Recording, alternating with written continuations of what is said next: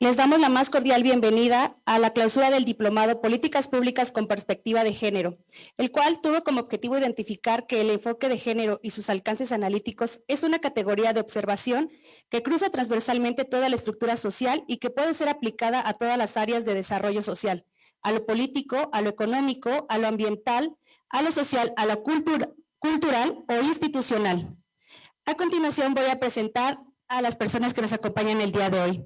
Se encuentra con nosotros la maestra Ana Isabel Vázquez Colmenares Guzmán, secretaria de las Mujeres de Oaxaca. También se encuentra con nosotros la doctora Diana Elena Mafia, que es nuestra invitada especial, filósofa, docente, investigadora interdisciplinaria de estudios de género y referente feminista. Ella está conectada vía Zoom y le damos la más cordial bienvenida. Se encuentra también con nosotros el maestro José Manuel Vera Salinas, secretario ejecutivo del Sistema Estatal de Seguridad Pública. Se encuentra también con nosotros el doctor Francisco Caballero Vázquez, rector de la Universidad Benemérita y Heroica de México. Se encuentra también con nosotros la licenciada Claritza Ortiz Ordaz Pineda, subsecretaria de Inclusión Social de la Secretaría de Bienestar. A continuación, le doy la palabra a la maestra Ana Isabel Vázquez Colmenares Guzmán, quien nos dará la bienvenida.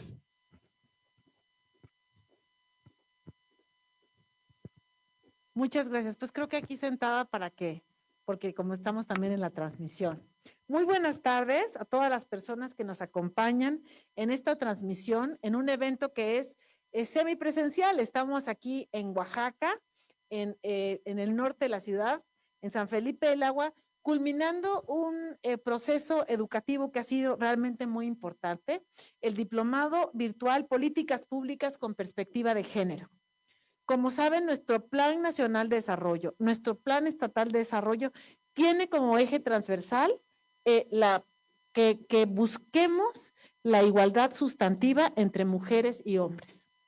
Tenemos un marco jurídico amplio en nuestro país, pero sin duda estamos todavía cortos en términos de políticas públicas. Entonces, ha sido para mí realmente un gran motivo de satisfacción el que la Secretaría de las Mujeres de Oaxaca, en conjunto con la Universidad Benemérita y Heroica de México, pudiéramos auspiciar este proceso formativo que ha sido realmente importante, interdisciplinario, y qué mejor manera de cerrarlo con broche de oro que con la conferencia de Diana Mafia, filósofa, docente, investigadora de estudios de género.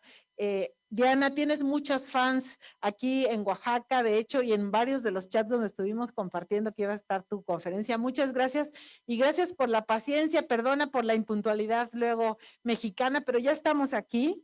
Quiero agradecer muchísimo al rector de la universidad. Gracias, doctor Caballero Vázquez, porque pudimos hacer por primera vez en conjunto este proceso educativo, y también al maestro José Manuel Vera Salinas, secretario ejecutivo del Sistema Estatal de Seguridad Pública, institución que también ha auspiciado procesos formativos. De hecho, el jueves tienen la clausura de otro diplomado. Yo tuve el honor de ser alumna de un diplomado de prevención inteligente del delito con perspectiva de género. Algunas fuimos compañeras de ese proceso educativo.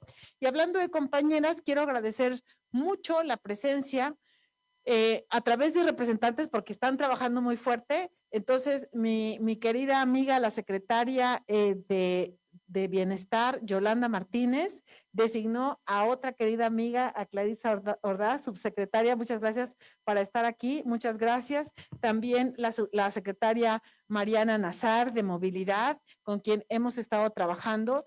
Y sabemos que personal de estas secretarías también tomaron el diplomado. Estamos atendiendo un gran compromiso que nuestro gobernador, el maestro Alejandro Murat Hinojosa, pues ha instruido para su gobierno, que realmente la igualdad de género sea un eje transversal de todas las políticas públicas gubernamentales. De eso se trata, impulsar espacios de educación continua, como este diplomado, y contribuir a la formación del funcionariado público también de personas de la sociedad civil, porque tuvimos, ya luego Sara lo va a contar, muchísimas personas, algunas se quedaron fuera porque realmente rebasamos la expectativa, hasta se abrió más grande el grupo, ¿verdad, Sara? Casi duplicamos nuestra meta inicial. Hoy tenemos, aquí me pusiste, Sara, los datos, muchas gracias. 59 diplomantes pertenecientes a 17 municipios de nuestro estado, 12 de ellos con alerta de violencia de género. Entonces, políticas públicas para la transversalización son fundamentales si queremos promover el enfoque de derechos humanos, si queremos hacer políticas de prevención que realmente incidan, así como políticas de atención y sanción de la violencia. Ellas y ellos ya cuentan con bases teóricas y prácticas para promover acciones detonadoras del cambio social que la igualdad requiere, porque impulsar políticas públicas con perspectiva de género es una poderosa herramienta para combatir las brechas de desigualdad que persisten en lo económico, lo político y lo social. Felicito muy cumplidamente a quienes hoy concluyen este ciclo formativo, que debo decir que yo también fui alumna del grupo A. Entonces estábamos ahí dándonos el espacio siempre que se pudo y no fue fácil, fue bien intenso, fue muy intensivo, pero creo que también fue sumamente útil y retador. Entonces, gracias a todas las personas que lo tomaron. Tuvimos también a la diputada Hilda Pérez Luis, que nos había dicho que tal vez nos acompañaba, pero estoy segura que nos está viendo por la vía virtual. Un saludo, diputada. Como les decía, enlaces de género, organizaciones de la sociedad civil, personas que trabajan en administración pública municipal, en administración pública estatal, en fin, sin duda un cúmulo de personas que van a poder aplicar estos conocimientos de manera práctica. Deseo que porten siempre con orgullo estas gafas violeta, ¿no? De la perspectiva de género, de la construcción de la igualdad, con las que han aprendido seguramente a mirar el mundo, porque un mundo feminista, un mundo también humanista, será un mejor lugar para todas las personas, no solo para las mujeres. Así que de cada acción que la Secretaría de las Mujeres de Oaxaca, que me honran presidir, va a seguir haciendo, de cada programa, de cada política, sé que hoy hay 59 aliadas más, aliados más, así que muchísimas felicidades y que todo esto redunde en un Oaxaca más justo, más próspero, más pacífico, donde las mujeres, las niñas puedan vivir una vida libre de violencia como es su derecho. Muchas gracias.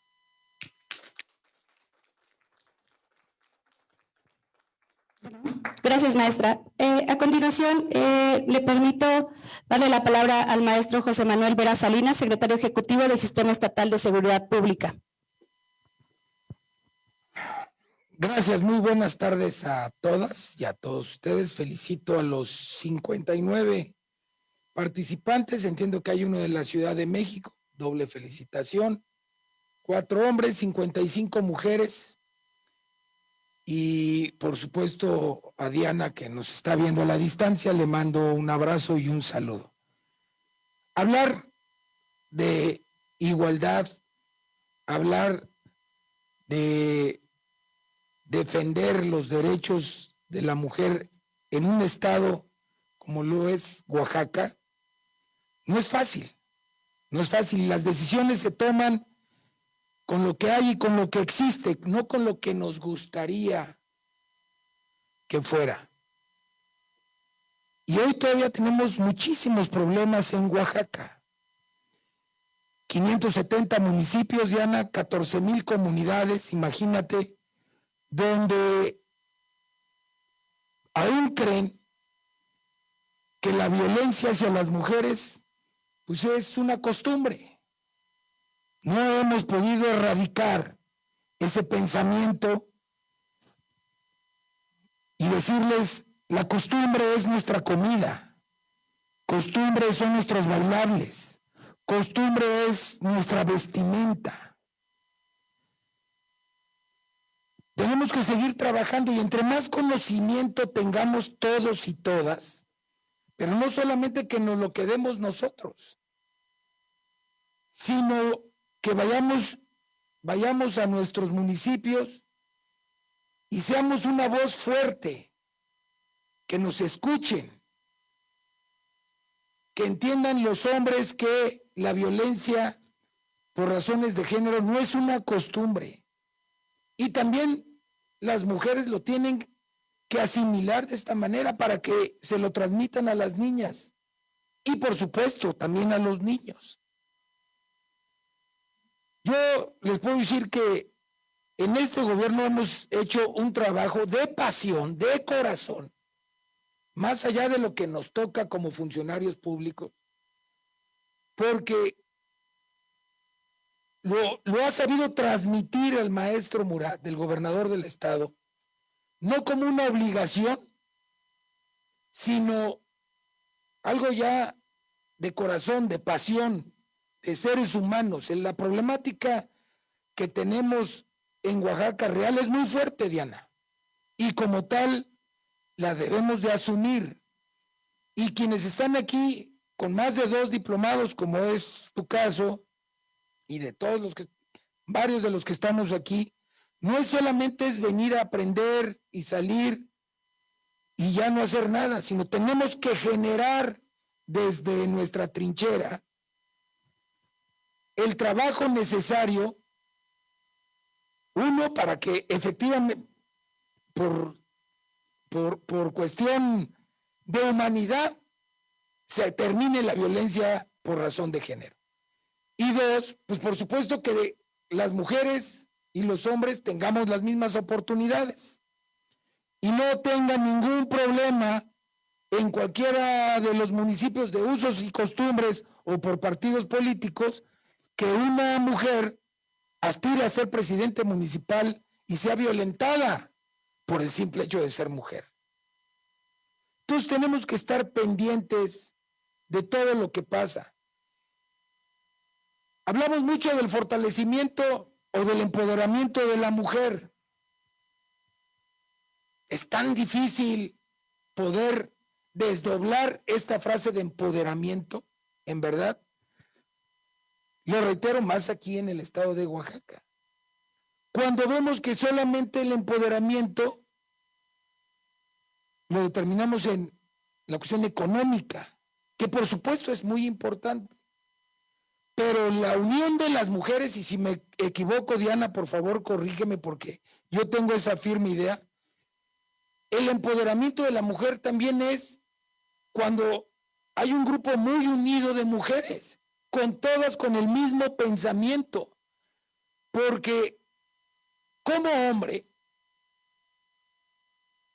un hombre no va a violentar a la mujer en la calle, puede ser, pero más del 90%, la violencia, ¿dónde es? En el hogar. ¿Por qué sucede en el hogar? Pues porque la vecina, aunque escuche, no se mete, no denuncia, no lo platica. Imagínense que tuviéramos una fuerza tan comprimida, con tanta cohesión, que al vecino le dé miedo, porque que el hombre le dé miedo porque la vecina escuche y sepa que va a ir a denunciar. Y aquí viene la segunda parte. Tenemos que tener funcionarios públicos en materia de persecución del delito que sean sensibles para cuando la vecina o la mujer violentada vaya y levante la denuncia, se actúe de manera inmediata. Por eso es importante estos diplomados. Todos estamos trabajando con ese objetivo. El diplomado que habló mi señora secretaria, estuvieron ministerios públicos, agentes investigadores, personal de la Secretaría de la Defensa Nacional, personal de la Secretaría de las Mujeres, de los pueblos indígenas, de la Policía Preventiva. Es decir, queremos conformar un gran frente y, para que valga la expresión, un gran puño unido, con mucha cohesión, para que podamos terminar con la violencia por razones de género, que por ahí tenemos que comenzar. Si no podemos aspirar a más mientras un ser humano tenga en la cabeza que le puede pegar a su mujer cada vez que quiera. Eso es, o sea, ¿cómo podemos aspirar a más si no hemos logrado ese objetivo? Secretaria, yo la verdad es que te agradezco mucho tu invitación. Sabes que yo esto lo hago con mucha pasión, porque obviamente tengo mi esposa, tengo mi hermana, tengo mi madre, y bendito Dios, tuve mis 2 abuelas y una bisabuela. Y tengo una tía bisabuela ahorita en Llano Grande. Entonces, hay que hacerlo, hay que trabajar todos los días con el objetivo claro y preciso de terminar la violencia por razones de género. Voy a terminar nada más, perdón que me extienda, secretaria, pero son cosas que sí me gustaría que en trabajo de equipo pudiéramos ir tomando decisiones. Lo he repetido varias veces, pero lo voy a volver a repetir. Hay un joven que me dijo que cuando el pueblo no es escuchado, las paredes hablan. Y estamos completamente de acuerdo. Por eso, luego los que mal llamamos grafiteros, pues porque escriben en las paredes de las ciudades. Y cuando bajamos aquí hacia la gasolinera del DIF, hay varias pintas de mujeres que no fueron escuchadas y entonces rayaron nuestras paredes. Y hay una pinta que dice: si mi hijo fuera policía, mejor abortaría. Qué bueno que hiciste esa cara, Diana, porque en cuanto yo lo leí también hice esa cara. O sea, queremos terminar la violencia con más violencia, destruyendo la vida de nuestros hijos. Imagínense. La pared habló porque esa mujer que lo puso no fue escuchada. Pero también tenemos que cambiar que la violencia no la podemos terminar con más violencia. Tenemos que generar las políticas públicas necesarias para no solamente no ir, escuchar a la mujer, resolverle la problemática que tiene en su casa de violencia para que no llegue al momento del odio, Diana. Porque de ahí nace todo, la inseguridad, la violencia, y luego vemos fotos que no aguantamos verlas más de un segundo cuando descuartizan a alguien, pero no nos preguntamos cómo ese hombre o esa mujer tuvo la capacidad de hacer ese acto dantesco. Si nos remontamos, y no lo digo yo, sino en estudio de doctorado, los hombres y las mujeres que se dedican a hacer estos actos dantescos tienen muchas variables: el estado donde nacieron, su nivel académico, hasta la comida, muchas variables, pero en todos hubo una constante: todos sufrieron violencia en su domicilio, en la niñez. O sea, todos vieron cómo golpeaban a su madre, lo que más aman en la vida. Y ahí nace todo, y ahí nos vamos. Por todos lados es de suma importancia terminar con la violencia por razones de género. Secretaria, muchísimas gracias. Discúlpame que me haya extendido, pero me apasiona y sobre todo porque los hombres nos equivocamos y hay que aceptarlo. Luego no sabemos hablar, no nos sabemos dirigir y entonces nos frustramos y no queremos participar. Entonces es importante hablar, ser escuchados y por supuesto ser educados, Diana. Agradezco mucho tu presencia, Diana, a la distancia, y es un honor para nosotros que estés aquí con nosotros. Señor rector Caballero, un honor también, y por supuesto, Clarisa, estoy a sus órdenes de todas y cada uno de ustedes. Mil disculpas por la tardanza. Gracias. Gracias, maestro Vera. A continuación, le pido al doctor Francisco Caballero Vázquez, rector de la Universidad Benemérita y Heroica de México, nos dé unas palabras, por favor. Muchas gracias. Pues agradecerle a la maestra Ana Isabel la invitación que hizo a la Universidad Benemérita y Heroica de México para poder ser copartícipe de este proyecto. Maestro Vera Salinas, a todas y a todos los que nos acompañan hoy en esta clausura maestra, doctora Diana. A mí me place, en primer lugar, participar en este tipo de diplomados porque verdaderamente, como lo ha señalado el maestro Vera Salinas, en nuestra situación de nuestro Oaxaca, con esta cantidad de municipios que cuenta, 570, los usos y costumbres que han sido parte importante también de esta desigualdad de derechos entre las mujeres y los varones, los hombres, hay una distancia enorme de igualdad de derechos. Pero creo que ha sido importante la participación irrestricta de usted, maestra, iniciando con este tipo de diplomados, de seminarios, porque de esa manera podemos ser copartícipes y no solamente quedarnos con ese conocimiento, sino compartirlo también con todas aquellas personas que viven a diario estos momentos. Nace efectivamente del núcleo familiar la violencia intrafamiliar, porque nosotros tenemos esa idea, a lo mejor de manera despectiva decirlo, retrógrada, de que el varón es el que tiene que decidir, el que puede golpear, el que puede determinar cualquier situación en contra de la mujer.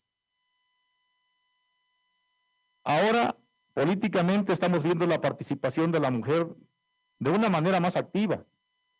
Y esto es la congruencia que necesitamos nosotros en la convivencia pacífica, armónica, dentro del seno familiar, para iniciar, porque es el cambio que necesitamos iniciar para poder seguir propagando día con día y acrecentar la igualdad de derechos que tienen las mujeres.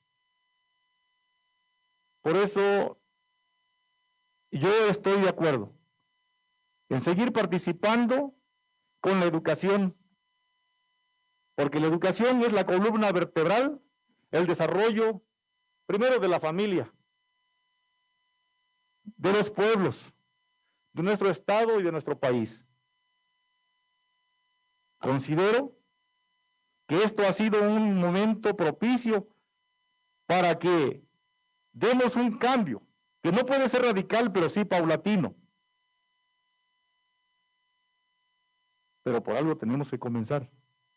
Y esto es el momento idóneo que quiero felicitar a la maestra Ana Isabel, porque el funcionario público tiene una obligación y qué bueno que usted está cumpliendo con ese compromiso, porque es un compromiso social, un compromiso irrestricto que tenemos que considerar uno a uno de los ciudadanos varones para que las mujeres tengan esa oportunidad en seguir desarrollándose, propugnando por su participación política, social, económica y demás. Es cuanto.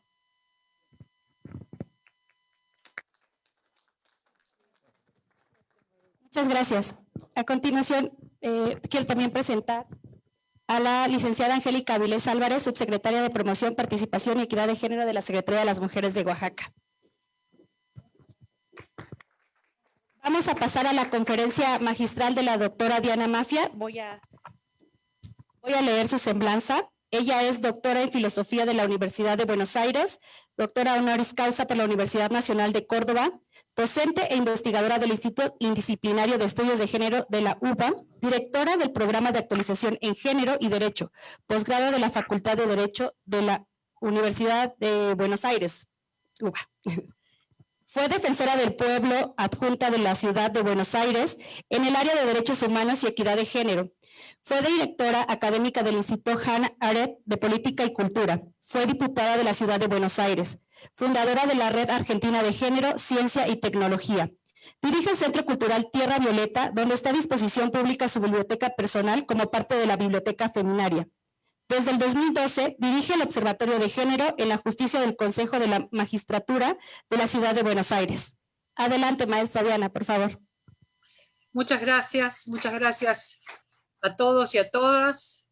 Ana Isabel, muchas gracias. Patricia, maestro Vera Salinas, doctor Caballero, Muchas gracias por la bienvenida, por la hospitalidad. Me encantaría estar allí con ustedes y en algún momento será presencial. Por ahora estamos de esta manera, de la manera en que podemos. Y la propuesta fue compartir para este cierre que ustedes han hecho este diplomado en políticas públicas, pensar la cuestión de violencia y la cuestión de políticas públicas, porque la cuestión de políticas públicas tiene mucho que ver con la responsabilidad del Estado.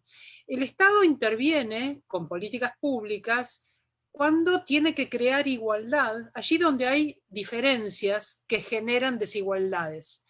No está mal que haya diferencias, las sociedades son diversas, pero lo importante es que esas diferencias no signifiquen no poder acceder de la misma manera a los derechos.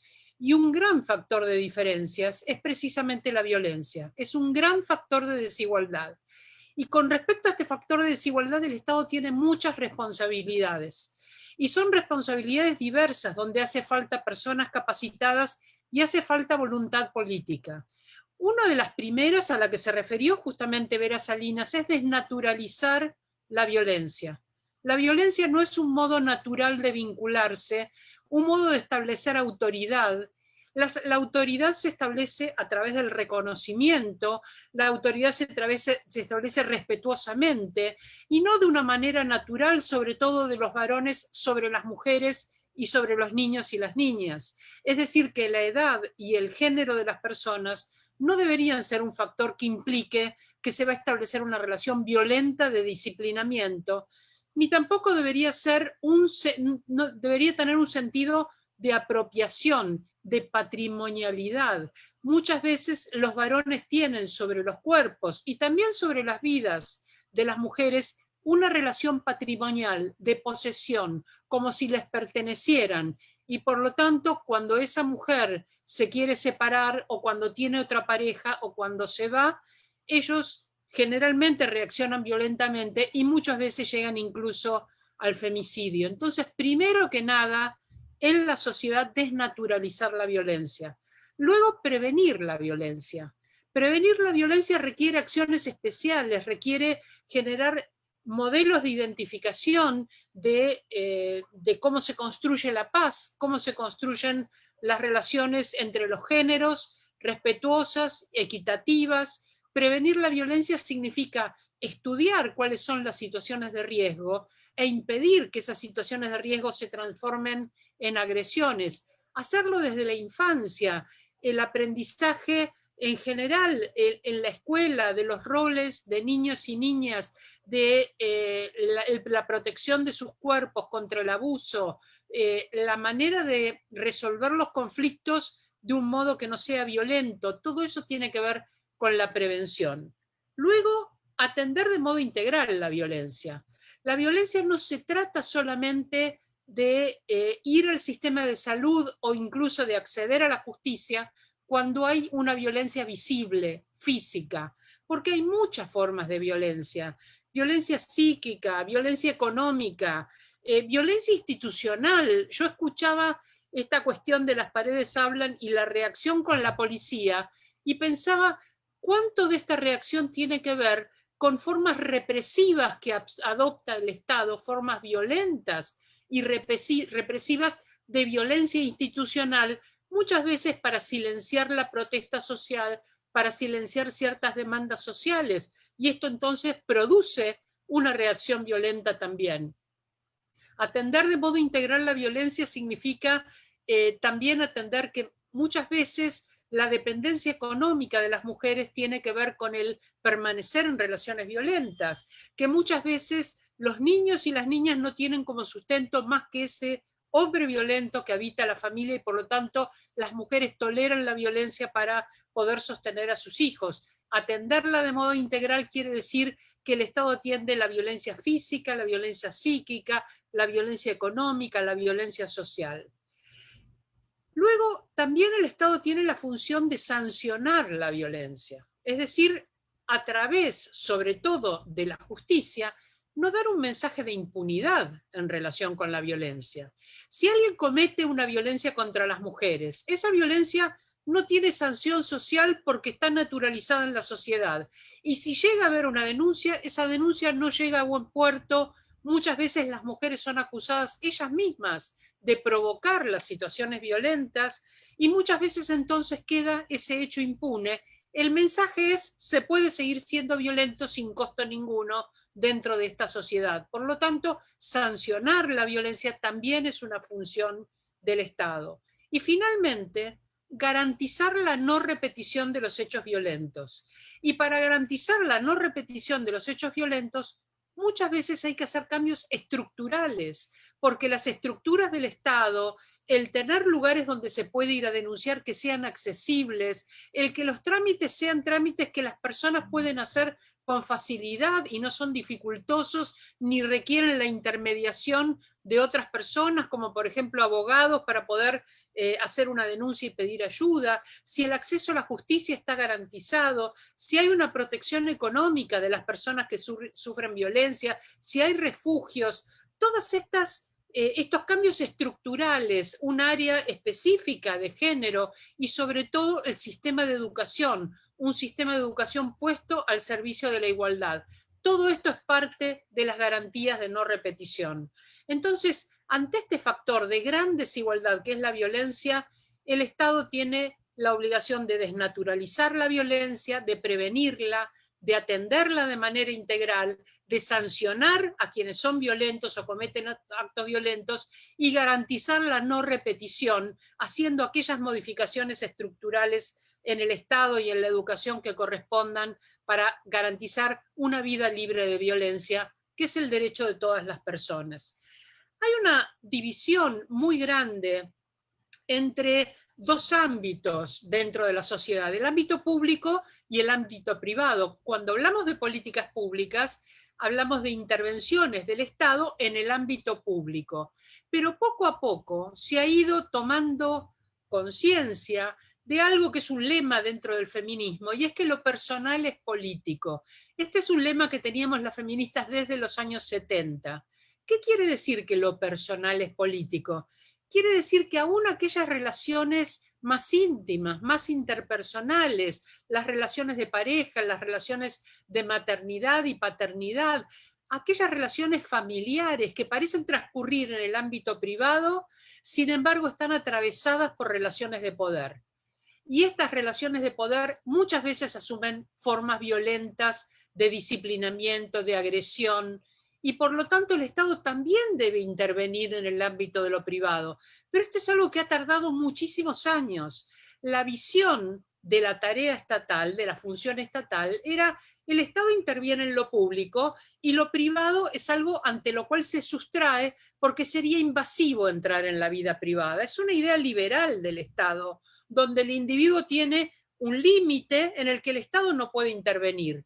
Pero lo que se consideraba familia, en este ideal donde el Estado interviene en lo público pero no en lo privado, era una familia que era una unidad armónica representada por el patriarca cabeza de familia, el varón de la familia, el que llevaba las necesidades de la familia al Estado y el que representaba la opinión como si esa opinión fuera una opinión armónica, uniforme, y sabemos que no todas las familias son armónicas ni tienen ni coinciden en sus posiciones, ni tienen relaciones solamente de cuidado y amorosas. Una familia es una institución muy importante en la sociedad, porque por un lado tiene un lazo biológico de quién somos hijos, quiénes son nuestros padres, nuestros abuelos. Por otro lado es un vínculo de tipo político, con quién contraemos matrimonio, entonces son nuestros cuñados, nuestras tías, nuestros suegros y nuestras suegras, nuestros primos. Esas relaciones son relaciones políticas. Y por otro lado, y esto es lo más importante, es una convivencia de cuidado, de protección, de afecto, de nutrición, donde las personas encuentran su descanso, encuentran precisamente su protección amorosa, su cuidado, y que es imprescindible para el crecimiento de toda persona. Es decir, ningún niño, ninguna niña sobrevive sin este cuidado amoroso. Pero además, las personas ancianas, las personas enfermas, las personas discapacitadas. Alguien accidentalmente en algún momento de su vida por enfermedad puede requerir un cuidado específico y ese cuidado en general lo encuentra dentro del ámbito familiar. Las mujeres somos entrenadas desde la infancia para hacernos cargo de este cuidado. Pero entonces se produce lo que se llama división sexual del trabajo. La gran parte de las tareas domésticas y de las tareas de cuidado las realizamos las mujeres. Las mujeres realizamos prácticamente el 80% de las tareas de cuidado. Quiere decir que por el hecho de nacer mujer ya tenemos una asignación y es que vamos a realizar tareas domésticas y de cuidado y esa va a ser nuestra función dentro de la familia, mientras que se espera que el varón sea el proveedor económico. Cuando hay crisis económicas, las mujeres salimos a trabajar y sin embargo, este prejuicio acerca de que la asignación de cuidado es una asignación exclusivamente a las mujeres no decae. Las mujeres dedicamos al cuidado casi 7 horas diarias, al trabajo doméstico y de cuidado. Los varones también hacen trabajo de cuidado, pero mientras el 90% de las mujeres lo hacemos, solo el 57 o 58% de los varones lo hacen.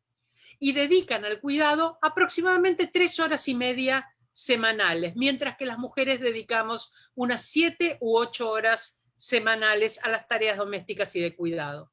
Además, para poder ver que se trata realmente de un estereotipo social que debe ser revisado para que la vida sea, toda la vida sea más igualitaria, también en el ámbito privado y no solo en el ámbito público. El Estado debe comprometerse con una vida más igualitaria, con un mensaje acerca de que las tareas de cuidado deben ser compartidas, que la relación amorosa, esta atención a que no haya violencia en la infancia, esa atención amorosa, ese cuidado amoroso debe ser de todos los miembros de la familia entre sí y no solamente de las mujeres. Entonces, para ver que esto es un estereotipo, hay que ver que cuando las mujeres trabajamos fuera del hogar, en trabajos remunerados, de todas maneras, aun cuando estamos en una tarea de jornada completa, tenemos más horas de cuidado que los varones que están desempleados.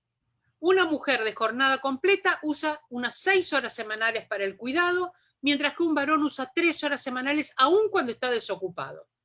Quiere decir que no se trata de que los varones están muy ocupados haciendo otras cosas, se trata de un prejuicio según el cual cuando él llega a casa no tiene nada que hacer y nosotras corremos todo el día y además en nuestras casas tenemos que reproducir, cuidar la casa, y hacerlo de manera gratuita, de un trabajo no remunerado, porque ese es el trabajo de cuidado. Quiere decir que hay un trabajo productivo, remunerado, que son las tareas que se realizan para el mercado o en relación de dependencia para las personas asalariadas o de manera independiente cuando alguien hace un trabajo por cuenta propia o un trabajo rural que pueda después venderse los productos. Estos son trabajos productivos remunerados. Pero el trabajo de cuidado es una labor indispensable para satisfacer las necesidades más básicas y cotidianas de todas las personas, de las que trabajan y de las que no trabajan. Por ejemplo, cocinar y servir los alimentos, lavar y planchar la ropa, limpiar, administrar los recursos, gestionar las actividades dentro del hogar, porque no es solo hacer el trabajo doméstico, es planificar el trabajo doméstico, aun cuando hayan otras personas que lo realicen o que ayuden a realizarlo. Y también procurar ese bienestar físico y emocional mediante el cuidado físico, pero también el cuidado emocional de las niñas, los niños, de las personas jóvenes, de las personas adultas mayores, de quienes están enfermas, de quienes son discapacitados.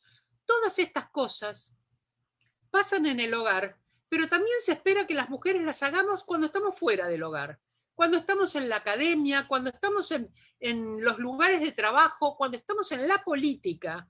También se espera que seamos las que cuidamos y las que reconfortamos emocionalmente y las que nos ocupamos del bienestar de todos los sujetos y realizamos aquellas tareas de mantener el orden, de mantener los espacios en condiciones limpios, etc. Es decir, que ese prejuicio de la feminización de las tareas domésticas se arrastra, se lleva dentro del hogar y se arrastra fuera del hogar también.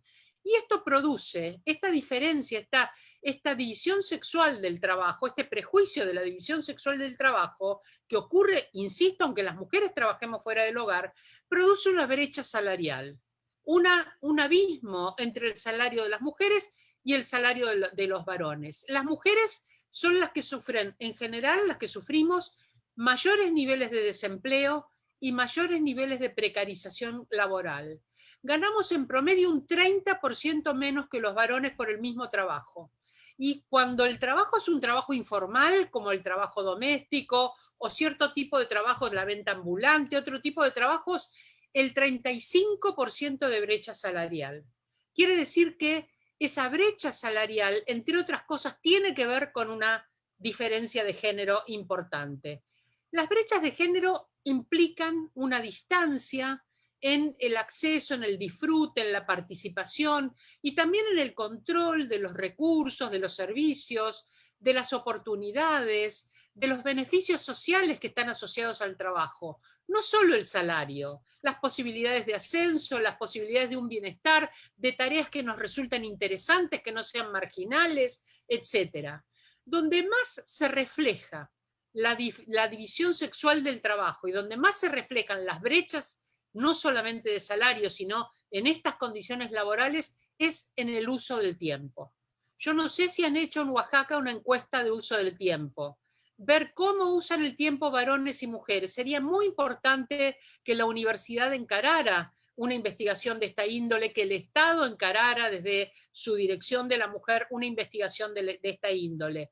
Las encuestas de uso del tiempo son instrumentos muy sensibles para mostrar que el tiempo dedicado al trabajo doméstico y del cuidado, el tiempo, este trabajo no remunerado, produce enormes consecuencias en la participación, no solamente en actividades económicas remuneradas, porque entonces tendremos menos posibilidades de trabajo formal, sino también en la capacitación, en la participación pública. Quiere decir que en el estudio, en la política, también se va a reflejar esta enorme diferencia en el uso del tiempo. Y también en todas aquellas actividades que hacen a la construcción de una carrera profesional. Las mujeres en general renunciamos a nuestro tiempo personal, a nuestro tiempo de descanso, porque no podemos negociar esta combinación de exigencias en lo público y exigencias en lo privado. Y esto trae muchas consecuencias personales y laborales. Entonces, ¿por qué interviene el Estado? ¿Por qué es necesario que intervenga el Estado? Porque debe crear igualdad política allí donde hay diferencias reales. Están estas diferencias reales, son muy fuertes, son muy notorias, son empíricamente demostrables, y allí el Estado entonces tiene que intervenir con políticas públicas. Las políticas públicas son esas acciones o esas decisiones que adopta el Estado cuando ve que hay situaciones problemáticas que afectan a la ciudadanía y cuando le importan, cuando le llega ese mensaje al Estado. Porque estas demandas de la población requieren una solución y entonces el Estado interviene con políticas. Entonces las políticas públicas son ese curso de acción y decisión que toma el Estado con la finalidad de transformar o de modificar una situación determinada y dar respuestas a distintos sectores de la población. Es decir, que las políticas públicas constituyen una respuesta por parte del Estado a ciertos intereses, a ciertos contextos y a ciertas problemáticas de orden social. Ahora vimos que lo público se diferencia de lo privado como aquel ámbito social en el cual, en lo público, ese ámbito institucional por fuera de las familias, en el cual se articulan ideas, intereses, prácticas, estilos de diferentes grupos, de diferentes estratos, clases, sectores que componen la sociedad. Todos ellos discuten, se reúnen en distintas institucionalidades, en las universidades, en las asociaciones no gubernamentales, en los clubes, en los colegios, en los partidos políticos, en los sindicatos, y aquí se producen estos intercambios donde se producen estas demandas al Estado para ciertos sectores. Entonces, como mujeres y desde una perspectiva de género, nos tenemos que hacer varias preguntas relevantes, varias preguntas que para nosotras son vitales. Una pregunta es si las mujeres participamos de ese diálogo social, Por ejemplo, ¿estamos igualmente representadas en los sindicatos o los sindicatos están masculinizados? ¿Estamos igualmente representadas en las universidades, en las altas direcciones de las universidades, en la docencia, en las titularidades? ¿Somos parte de quienes figuran como bibliografía en los programas con nuestras inquietudes, con nuestras teorías? En los partidos políticos estamos las mujeres presentes como representantes. En el Poder Ejecutivo estamos las mujeres, en el Poder Judicial estamos las mujeres, estamos presentes en lo público igual que los varones para hacer valer allí nuestras necesidades. Si las mujeres podemos estar presentes en lo público, entonces podremos expresar aquello que proviene de nuestras experiencias, de este poner en común con otras mujeres nuestras experiencias y hacer demandas específicas. Y entonces participar no solo en la demanda, sino también en el diseño de las políticas públicas, en el control de la aplicación de las políticas públicas. Porque una perspectiva de género implica, entre otras cosas, que las mujeres debemos participar en el diseño, en la puesta en marcha y en el monitoreo de las políticas públicas. Las políticas públicas entonces están diseñadas para que sean accesibles a nosotras de manera específica. Para que esto ocurra, tenemos que tener un enfoque de género, voy a hablar de eso ahora, pero tenemos que incluir varios otros enfoques, tenemos que integrar varios enfoques en las políticas públicas. El enfoque de género, por supuesto, es imprescindible, analiza las relaciones sociales entre los sexos, me referí brevemente a esas desigualdades, de las cuales la violencia es una expresión y también una consecuencia. Este enfoque de género permite mostrar las inequidades, las injusticias que derivan de los patrones culturales que hay sobre las mujeres, que han determinado históricamente su subordinación y han limitado sus posibilidades de realización y de autonomía. Y también el enfoque de género reconoce la diversidad de identidades de género. Las identidades de género diversas, no solo varones y mujeres, las expresiones de género, las corporalidades, la orientación sexual diversa, asegurando también el acceso al derecho y a una vida libre de violencia de las personas diversas, disidentes en su sexualidad y en su orientación sexual. También hay que tener un enfoque multicultural. El enfoque multicultural propone una actitud de respeto frente a la diversidad cultural. Las ideas sobre el respeto y sobre la promoción de la diversidad van más allá del reconocimiento de las culturas. Se plantea lo que se llama la interculturalidad, sobre todo en sociedades mestizas, en sociedades diversas. La interculturalidad prioriza la conformación de un conjunto social único, pero formado por una diversidad de grupos culturalmente definidos, grupos religiosos, grupos étnicos, grupos con culturas diversas, culturas juveniles diversas. Este enfoque prioriza el respeto de todas las culturas, el derecho a la diferencia y la organización de la sociedad de tal forma que exista igualdad de oportunidades y de trato y de posibilidades reales de participación en la vida política y social, que no quede marginada ninguna cultura. Y reconoce como marco el respeto por los derechos humanos que no pueden ser vulnerados en nombre de esa diversidad. En mi país, en Argentina, hemos tenido problemas de violencia dentro de ciertas comunidades que dicen que en esa comunidad, por ejemplo, violar a las niñas es parte de su cultura. Bueno, nadie puede alegar que parte de su cultura es la violación de los derechos humanos más fundamentales. El respeto por la diversidad cultural llega hasta el borde de los derechos humanos. Para convivir en una sociedad, esas diversidades culturales tienen que tener el límite del respeto por los derechos humanos. También tenemos que tener un enfoque, y esto es muy importante, de diversidad etaria. No es lo mismo políticas aún de género para niñas y niños, para personas adultas mayores, para personas jóvenes. Este enfoque de diversidad etaria consiste en poner atención al ciclo de la vida de las personas, las necesidades que tienen en cada momento de la vida, que son necesidades diversas. Esas necesidades van a variar según la edad, pero también en función del género, el origen étnico, la clase socioeconómica, el contexto rural o urbano, la orientación sexual, las discapacidades, etc. Cada una de estas cosas interseccionalmente a lo largo de la vida hacen que sean necesarias intervenciones diferentes por parte del Estado. Alcanzar la plenitud que lleva al camino de la diversidad etaria es lograr emplear y transmitir los derechos de las personas según la etapa de la vida en que se encuentran: niñez, juventud, edad adulta, tercera edad.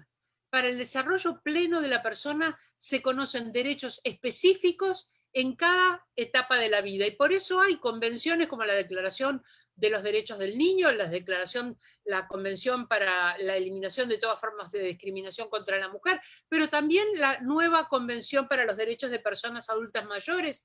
Es decir, cada etapa tiene su protección de derechos.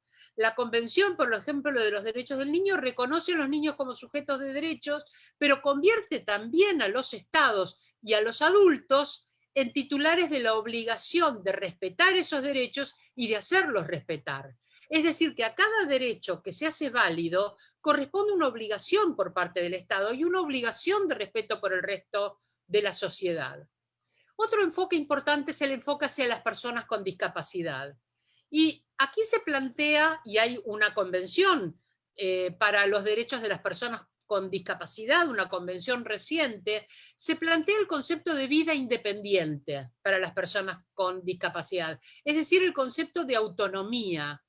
Este concepto parte de aceptar la discapacidad como un hecho real que implica ciertas limitaciones o implica mayor dificultad para realizar ciertas actividades, pero esto no implica que la persona deba ser reemplazada por otra o que su voluntad deba ser reemplazada por otra.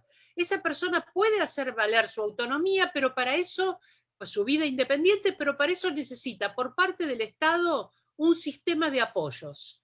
Y este sistema de apoyos consiste en un conjunto de políticas públicas que tienen a la vez la obligación de proteger la autonomía de esa persona.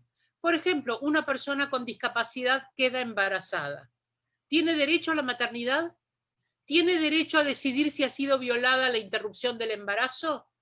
¿Tiene derecho esa persona a estudiar, aunque sea no vidente, aunque no pueda oír, aunque tenga discapacidad auditiva? Si tiene discapacidad motriz, ¿tiene derecho a un sistema de apoyos que le permita acceder físicamente a los lugares a donde quiere concurrir? Lugares que pueden ser lugares de estudio, lugares de salud, o lugares políticos, pero que también pueden ser lugares de distracción, lugares de cultura. Esto tiene que ver entonces con un enfoque de vida independiente en relación con las personas con discapacidad. En todas estas políticas hay dos conceptos que seguramente los han visto en este diplomado, que son el concepto de transversalidad y de interseccionalidad, que deben participar de toda política pública con perspectiva de género. La transversalidad es una estrategia para conseguir que las preocupaciones y las experiencias de las personas sobre las que impactan todas las medidas de gobierno y todas las leyes, esas preocupaciones y esas experiencias sean una parte integral de la elaboración, de la puesta en marcha, del control y de la evaluación de las políticas y los programas económicos y sociales. De manera que las personas, desde su diversidad, puedan beneficiarse de ellos igualmente y no se perpetúe la desigualdad. Entonces, la transversalidad implica que todas las políticas públicas deben estar atravesadas por una perspectiva de género. El objetivo final es conseguir la igualdad en el acceso a los recursos y a los beneficios, pero conseguir la igualdad transversalmente con todas las políticas públicas y también interseccionalmente. El fenómeno por el cual cada individuo sufre opresión o tiene privilegios es un fenómeno que tiene que ver con su pertenencia a múltiples categorías sociales. El color de mi piel, mis rasgos étnicos, mi género, mi expresión de género, mi orientación sexual, mi condición económica, mi lugar de nacimiento, la condición de migrante, todas estas cosas son cuestiones que afectan oprimiendo o sosteniendo privilegios de los sujetos, diferenciales. Entonces, esto señala que hay muchos sistemas de dominación y discriminación que están interrelacionados. Ser mujer es un sistema de opresión en relación con los varones, pero una mujer pobre va a estar peor que una mujer rica, una mujer discapacitada va a estar peor que una mujer capaz, una mujer de un pueblo originario va a estar peor que una mujer europea, una mujer afrodescendiente va a estar peor que una mujer blanca, porque todas estas condiciones de opresión racial, de clase, étnica, económica, etcétera, se superponen.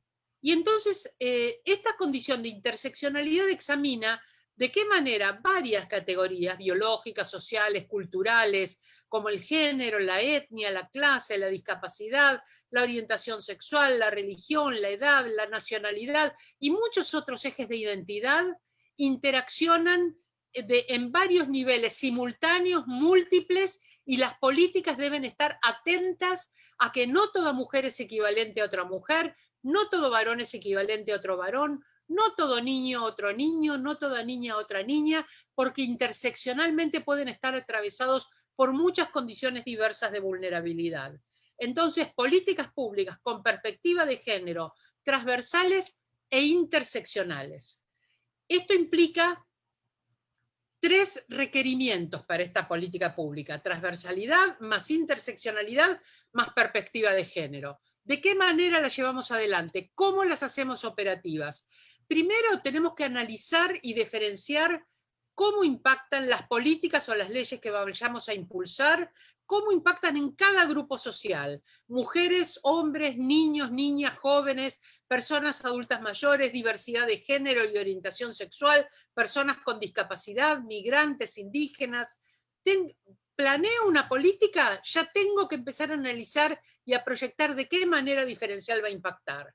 Después tengo que contar con datos, y por eso es muy importante la alianza, y es muy importante que hayan hecho este diplomado en esta alianza entre el Poder Ejecutivo y la universidad. La alianza de la política y la academia es una alianza muy importante. Hay que contar con datos desagregados por sexo, por género, por edad, por capacidades, por capacidades especiales, por ubicación geográfica, urbana o rural, por condición económica, por condición laboral. Los datos, cuando por ejemplo se atiende violencia, deben ser recuperados con todas estas variables para poder ver las sistematicidades, las vulnerabilidades y de qué manera voy a hacer prevención, de qué manera voy a hacer atención integral.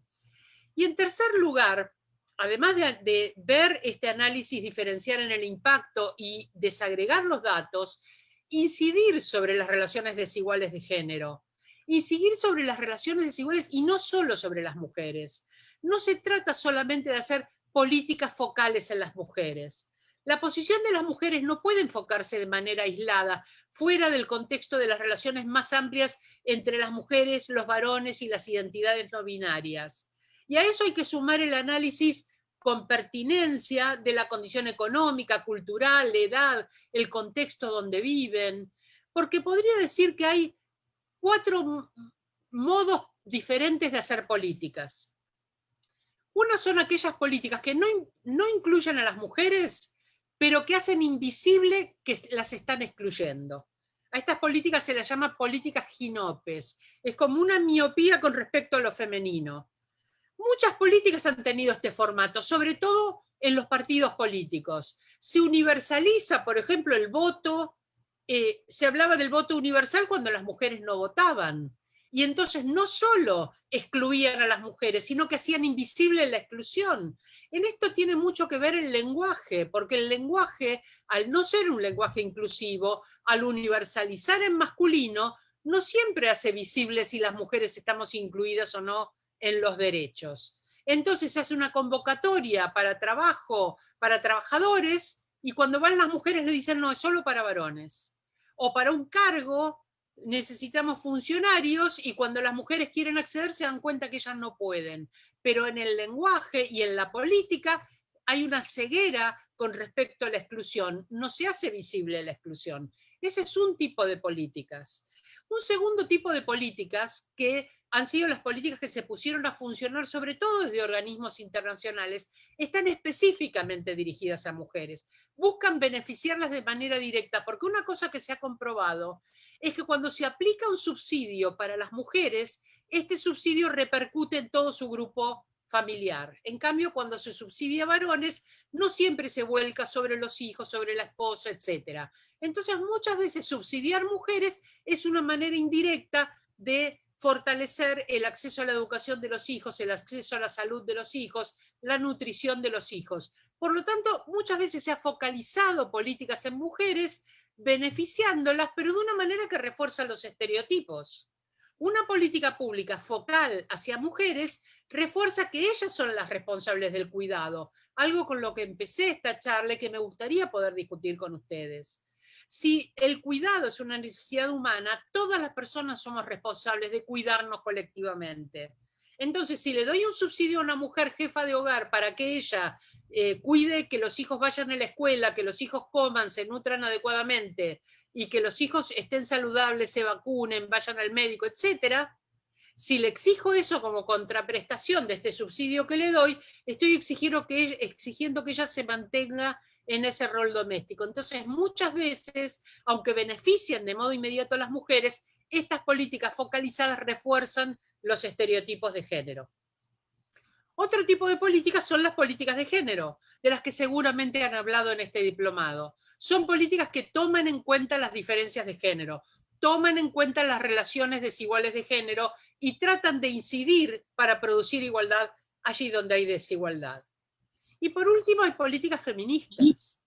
Las políticas feministas no solamente van a tomar en cuenta las diferencias de género, sino también estas otras diferencias interseccionales. Entonces, lo que tiene que decidir el Estado, y seguramente el Estado de Oaxaca estará en este debate, es cuál es la agenda estatal que va a tomar.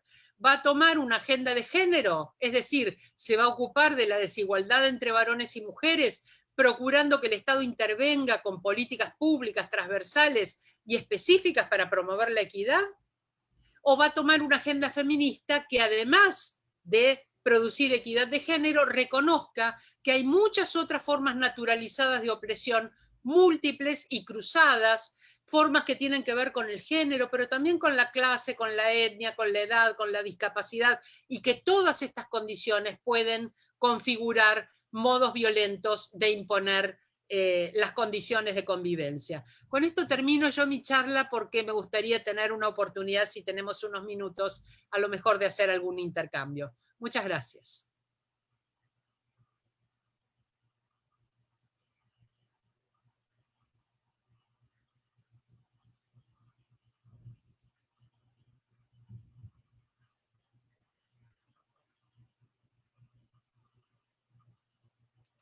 Yo no escucho nada, ¿eh? Está silenciado. A ver, allí ya. Ahora sí, ahora Listo. sí. Excelente, es que estaba apagado para no escuchar el ruido ambiental.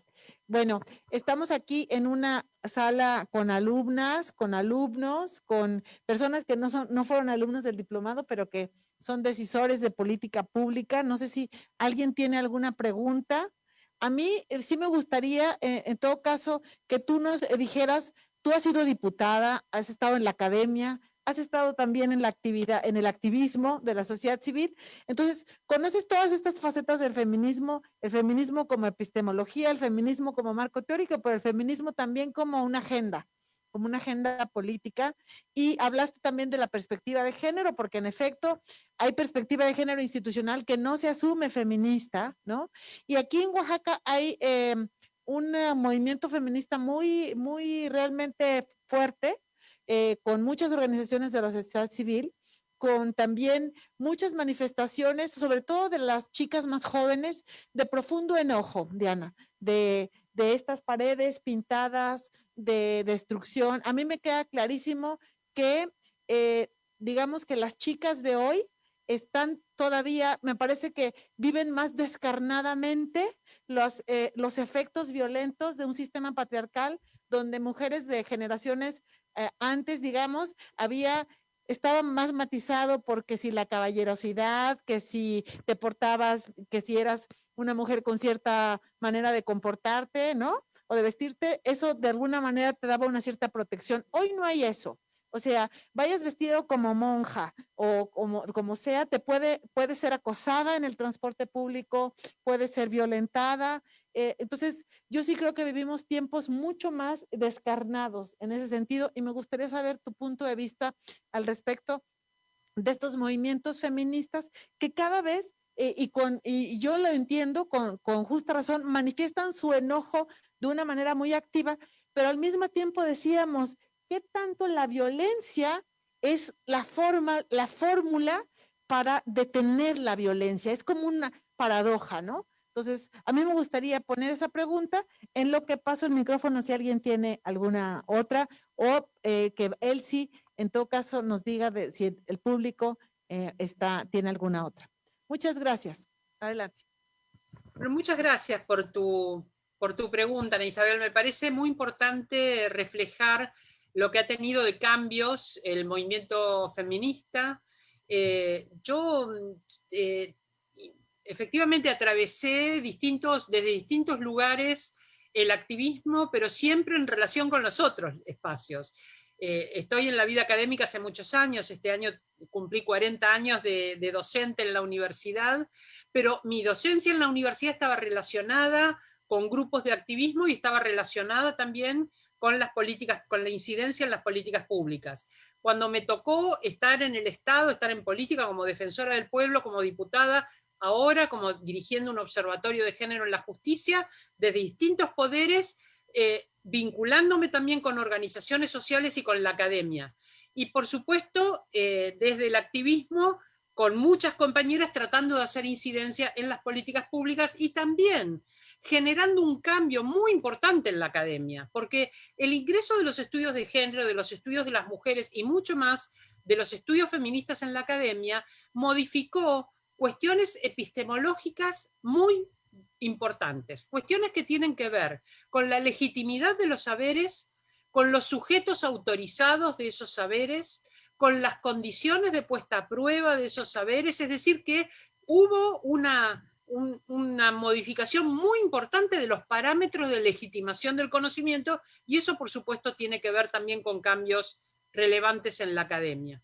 Ahora, también las edades, por eso es importante que cuando hacemos políticas públicas tengamos todas estas variables a la vez en cuenta, esta diversidad de variables en cuenta.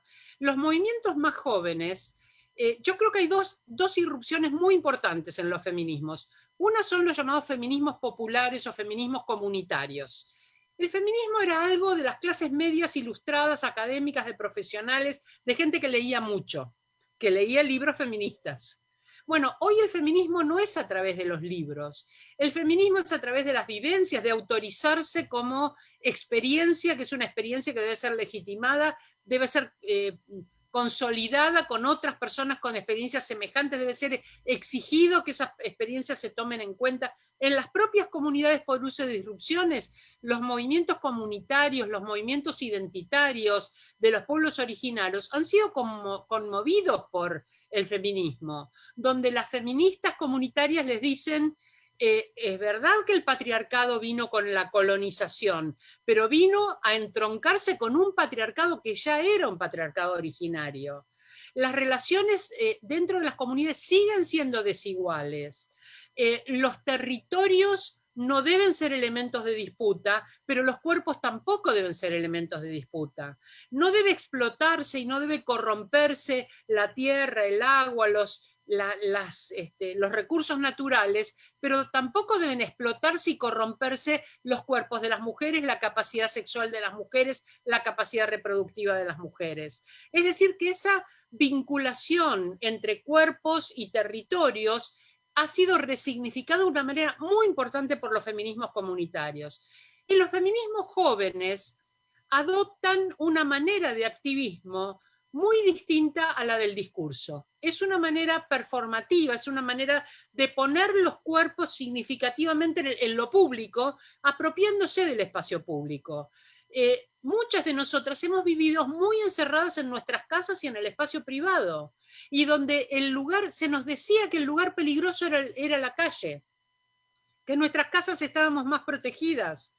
Y nos encontramos, quienes investigamos violencia lo sabemos perfectamente, con que la enorme mayoría de los casos de violencia ocurren dentro de las casas, y en su enorme mayoría por parte de las personas con las cuales convivimos, las personas a las que además amamos. Esto genera conflictos tremendos en las mujeres para poder hacer las denuncias o incluso abandonar el hogar, o que esa persona agresora abandone el hogar. Hay que trabajar con los varones. No se puede trabajar la violencia solo con las mujeres.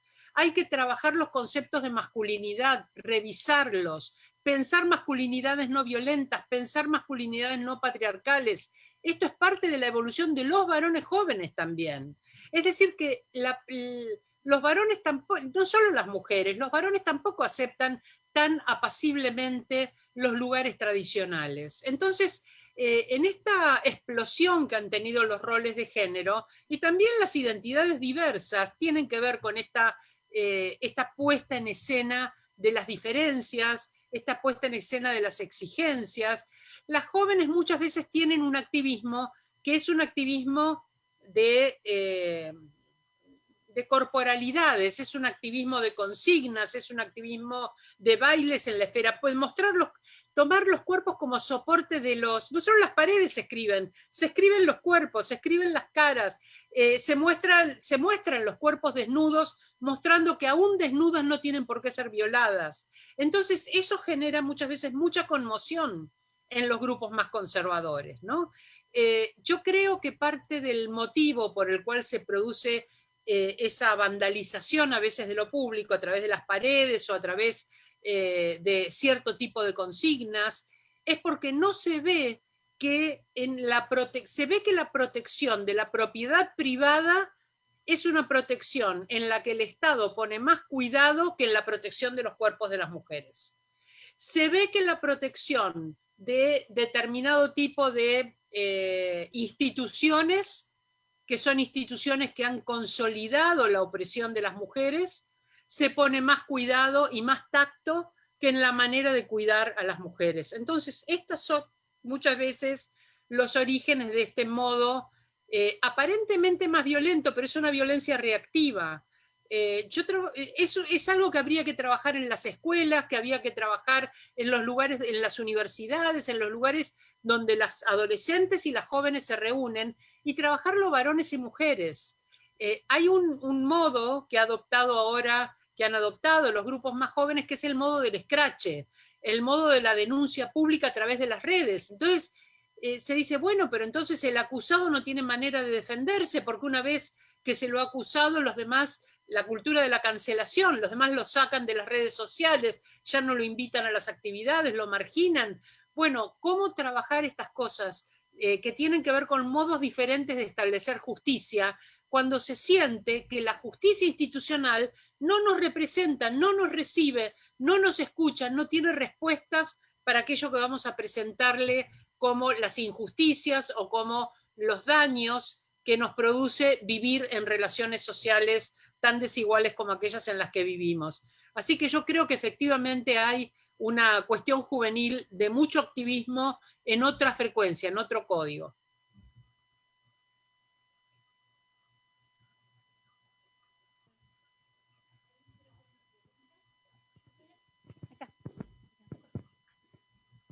Veo acá en las preguntas Paul Ochoa, que dice que son también necesarias políticas públicas que involucren procesos permanentes de masculinidades contrahegemónicas. Estoy totalmente de acuerdo. Que estén desde el feminismo interseccional, pues es urgente incluir a hombres en este proceso de cambio por la igualdad. Me encantaría escucharlo si está allí, si está presente, porque estoy totalmente de acuerdo en que esta es una urgencia.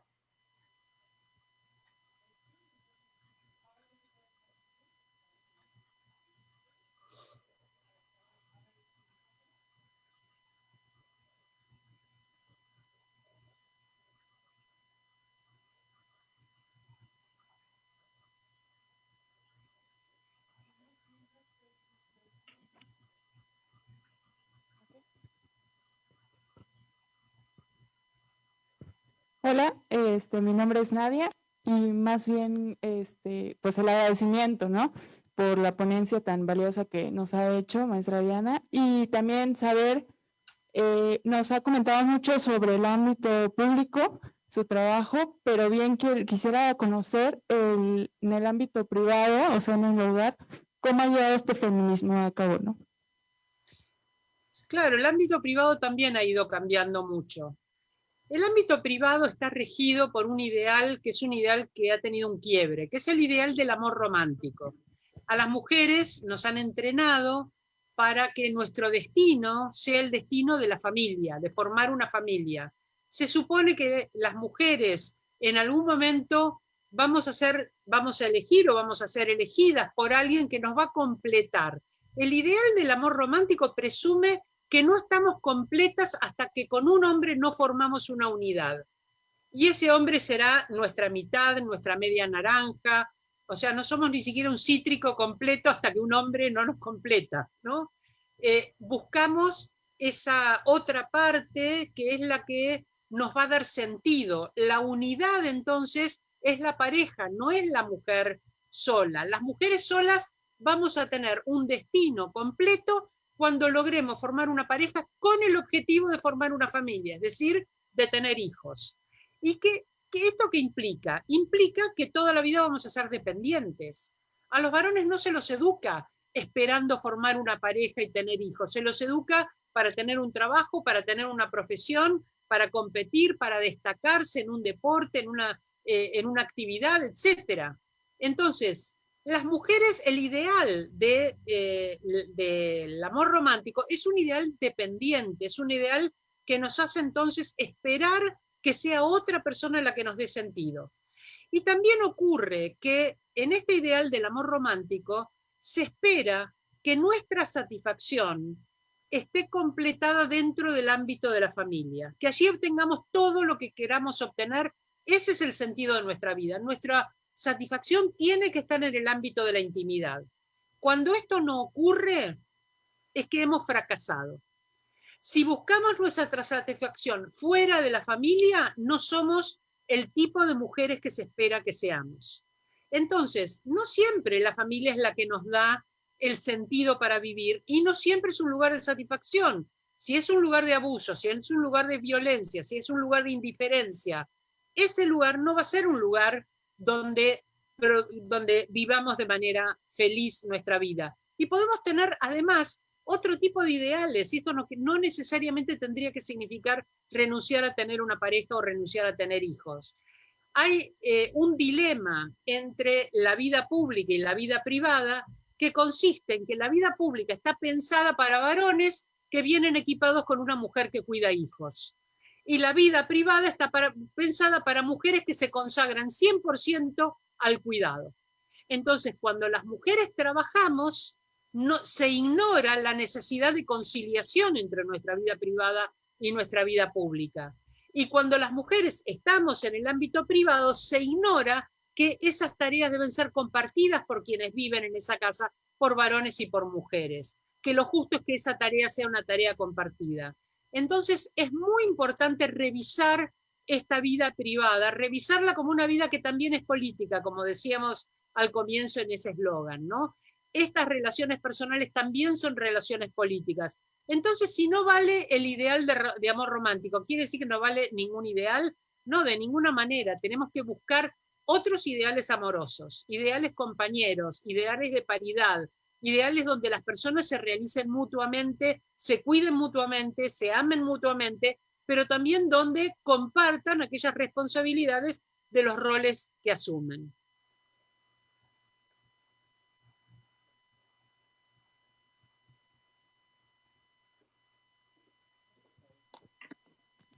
A ver, nos dicen aquí en el control de mando que ya fue subido a panelista Paul Ochoa, me parece que era el nombre de la persona que había dado el comentario, Sí. por si quiere ya simplemente abrir su micrófono, ya tiene para que pueda participar. ¿Cómo están? Buenas noches con todos y todas. Les saludo desde Cuenca, Ecuador. Yo también soy parte del diplomado y pues justamente una de las necesidades importantes que hemos visto o que se ha visto también justamente es el trabajo con varones, ¿no? El trabajo con hombres. Este trabajo realmente o lamentablemente en instituciones públicas o privadas no se ejerce o no se permite realizar, no hay mucho apoyo, ¿no? Y es indispensable trabajar. Y ahí también vendría mi pregunta, ¿en qué feminismos podemos entrar nosotros, ¿no? Los varones que queremos ser contrahegemónicos, que buscamos cambiar, que es un proceso largo, difícil también, pero es un proceso, ¿no? Y es un proceso y toma tiempo. Entonces es urgente trabajar con varones y sobre todo con estos varones que son considerados agresores, con estos varones violentadores, porque es urgente abrir espacios para programas, ya sean terapéuticos, programas que permitan tener todo un proceso de masculinidades. Y claro, no hay la oportunidad, ¿no? A veces como hombres nos preguntamos en qué feminismos estamos nosotros, ¿no? Y yo pienso desde mi mirada que podríamos estar dentro justamente de estos feminismos intersectoriales, ¿no? Porque nos permite también mirar desde este otro proceso el dejar de ser machistas, el dejar y abandonar los privilegios, el buscar los cambios, ¿no? Y también incluso preocuparnos por nuestra propia salud, por la economía del cuidado, ser parte de la economía del cuidado, etcétera. Entonces, pienso yo que estos procesos son necesarios y son indispensables. Esta era mi acotación. Muchas gracias, doctora. Muchas gracias, Paul. Estoy absolutamente de acuerdo. Efectivamente, no solo en la cuestión terapéutica, si queremos hacer prevención de la violencia, en la cuestión educativa deben revisarse los roles de género, no solo lo de las mujeres, que somos las que vamos a demandar cambios, sino también los de los varones, porque los varones tienen privilegios, pero no todo en el patriarcado son privilegios. Las obligaciones de, por ejemplo, vos mencionaste muy lateralmente la cuestión de la salud. Es muy común que las mujeres tengamos que hacernos cargo no solo del cuidado de nuestra salud, sino del cuidado de la salud de los hijos, de los adultos mayores, de las personas enfermas en la casa, etc. Ahora, como contracara, los varones solo concurren al sistema de salud cuando están muy graves. Si no, se aguantan, porque es de macho. Entonces, no van a ir por cualquier cosa al sistema de salud. Y eso implica que cuando llegan al sistema de salud, muchas veces la situación de salud realmente tiene una extrema gravedad. Entonces, que haya cuidado implica también autocuidado, y para esto hay que cambiar estos roles. Vos me preguntabas en qué feminismo cabemos. Yo defino el feminismo de una manera en que reconoce que no todas las mujeres son feministas y no solo las mujeres son feministas. Para mí el feminismo tiene que ver con aceptar tres condiciones. La primera es una condición descriptiva, que dice que sistemáticamente en todos los parámetros sociales las mujeres estamos peor que los varones. Si medimos vivienda, salud, educación, trabajo, el parámetro que queramos medir, las mujeres estamos peor que los varones. Hay que aceptar este dato empírico, porque si nos dicen, no, ustedes ya están igual, porque pasa algo muy raro con la participación pública de las mujeres, y es que cuando hay una mujer que tiene participación pública, parece que satura la muestra. Si una mujer llegó a ser presidenta, ya no hay límites políticos. Si una mujer llegó a la Corte Suprema, no hay límites en la justicia. Si una mujer llegó a ser rectora de la universidad, no hay límites académicos. Un ejemplo satura la muestra, ideológicamente, ¿no? Entonces hay que ver esos datos empíricos. Esto es fácil de saldar porque es algo que se muestra estadísticamente, pero hay mucha gente que dice, no, ahora ya estamos todos iguales, ya no tiene sentido hablar de diferencias de género. Entonces, primera cuestión descriptiva, las mujeres seguimos estando peor. Segunda descripción, ya es una cuestión no descriptiva, sino ética y política. Y es decir, está mal que sea así, está mal que las mujeres estén sistemáticamente o estemos sistemáticamente peor. Porque si alguien considera que las mujeres son inferiores por naturaleza, le va a parecer obvio que estamos peor. Muchas veces se nos dice, bueno, ustedes ganan menos porque eligen los peores trabajos o eligen trabajar medio tiempo para dedicarse a su casa, como si esta fuera una elección libre. Entonces, si yo considero que las mujeres son inferiores y que está muy bien entonces que estemos peor, bueno, hay una segunda condición que no estoy cumpliendo. La condición descriptiva es aceptar los datos, pero la condición valorativa, ética y política, es decir, está mal que sistemáticamente las mujeres estén peor. Y el tercer elemento, que es muy importante porque para mí el feminismo es una posición política, es el aspecto práctico, el aspecto que tiene que ver con la praxis, el aspecto que tiene que ver con mi conducta, con la conducta de quien se dice feminista. Y esa praxis significa que voy a hacer todo lo que esté a mi alcance para no reproducir esa desigualdad, y si puedo para revertirla, pero al menos para no reproducirla. Voy a hacer todo lo que esté a mi alcance para no reproducir esa desigualdad sistemática, y si puedo para revertirla. Ahora, ¿esto qué significa en mi vida cotidiana? Significa que voy a estar muy atenta, muy atento, muy atente, nosotros usamos la E para las diversidades, voy a prestar mucha atención a cuáles son las políticas que llevo adelante, cuál es mi trato cotidiano en el trabajo, cuál es mi trato en la familia, cómo educo a mis hijos e hijas, si soy docente, cómo trabajo en la escuela, si atiendo salud, con qué respeto y con qué atención presto a la palabra, al modo en que se expresan las personas, si estoy en la justicia, si le doy valor al testimonio, si le doy valor a los datos que la persona me está trayendo, a sus testimonios, etcétera, qué valor le doy a su vida, qué valor le doy a su identidad. Todo esto tiene que ver con lo que hago cotidianamente. Ahora, hasta acá yo no hablé de hormonas, no hablé de genitales. O sea, para mí las personas que aceptan los datos, consideran las cuestiones éticas y políticas relevantes y comprometen su praxis para no reproducir la desigualdad y si pueden para revertirla, si están en una situación de poder para revertirla, esas personas son feministas y no me importa su género. Ahora, cuando el género es masculino, el trecho es mucho más largo, porque los varones tienen que renunciar a muchos privilegios para no reproducir la desigualdad. Tienen que renunciar a muchos privilegios. Lo espontáneo es que se le ofrezca a un varón un cargo político. Entonces, ese varón va a observar si tomar un cargo político un varón no reproduce la desigualdad, si están en una situación de equidad en su partido, si las candidaturas están igualmente repartidas entre varones y mujeres. Alguien tiene que conformar su gabinete. ¿Lo va a hacer de manera paritaria, buscando generar entonces igualdad de oportunidades dentro de esa conformación? Alguien tiene que poner un jurado para un concurso. ¿Se va a ocupar de que ese jurado tenga representatividad de varones y mujeres? ¿Va a hacer una evaluación para publicar en una revista académica? ¿Se va a ocupar de que haya evaluadores y evaluadoras? Bueno, todas estas cosas sistemáticas que con toda naturalidad se reproducen los privilegios hacia los varones tienen que estar muy atentos en no encarnar esos privilegios si quieren no reproducir la desigualdad y revertirla. Y esto alcanza con que no presten atención para que reproduzcan los privilegios. Las mujeres estamos mucho más interesadas en el cambio porque el cambio implica acceder a la igualdad. Pero los varones, para poder producir igualdad, tienen que renunciar a privilegios. Y esto es muy trabajoso y por eso me parece muy importante, como decía Paul, trabajar sobre las masculinidades. Muchísimas gracias. Pues hemos llegado al fin, porque Diana, queremos que nos seas como nuestra madrina y testiga de honor para poder entregar algunos diplomas. Entonces, si nos lo permites, Sara va a leer los nombres. Gracias. Claro que sí. Vamos a entregar los diplomas. Voy a empezar a decir los nombres. Ave María Leiva López. Ella pertenece a la Secretaría de Bienestar. Adelante, por favor.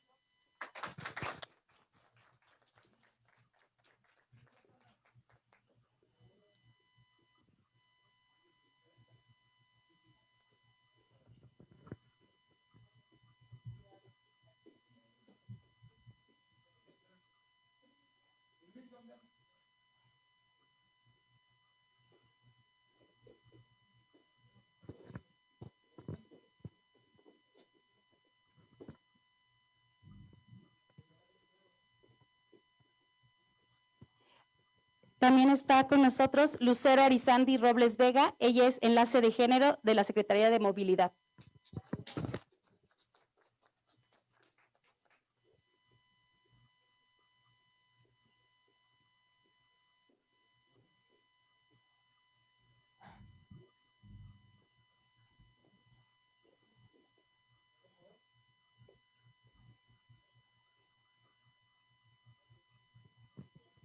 Le pedimos que pase a Flor de María Arellanes Luna. Ella es asesora del Congreso del Estado de Oaxaca.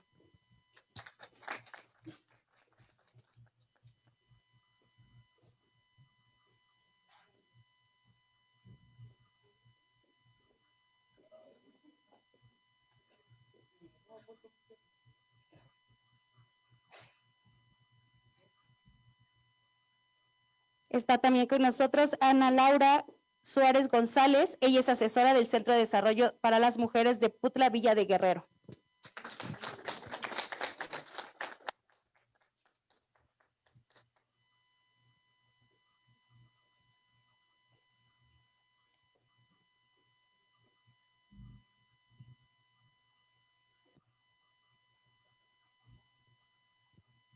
Le pedimos que pase también Ivonne Santos Chiñas, ella es de Pariter AC.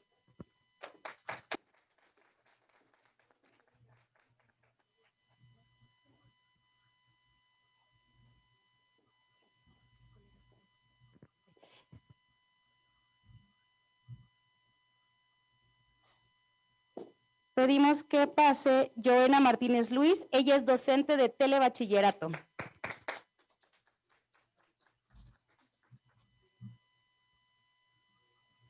Joena.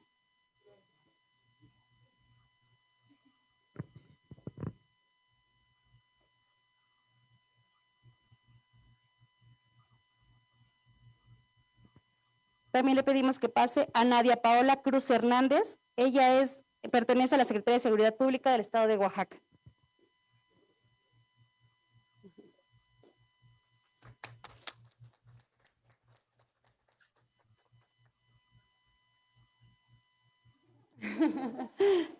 Y por último, y no menos importante, pedimos que pase a Misael Palacios García.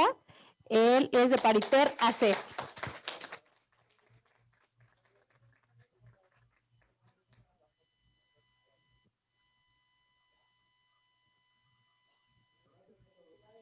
Muchas gracias.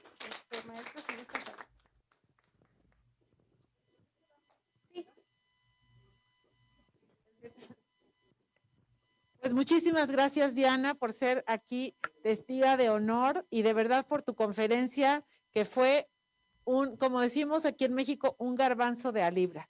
Realmente pusiste una gran cantidad de conocimiento, ¿verdad? En muy poquito tiempo, así que nos va a servir mucho porque queda la grabación en el canal de YouTube de la Secretaría de las Mujeres de Oaxaca para consulta pública, para poderla ver, reflexionar, porque va a requerir varias veces para realmente procesar toda la riqueza de las reflexiones que nos hiciste. Muchísimas gracias y gracias a todas las personas que se conectaron, incluyendo a nuestras compañeras y compañeros que no están aquí en persona, pero que siguieron la transmisión y sobre todo que se comprometieron con este proceso formativo. Gracias, rector. Gracias, secretario, subsecretarias. Muchísimas gracias. Y a Sara Flores por la coordinación académica. Muchísimas gracias. Y a todo el equipo. Hasta luego, muy buena tarde y felices fiestas. Gracias, hasta pronto.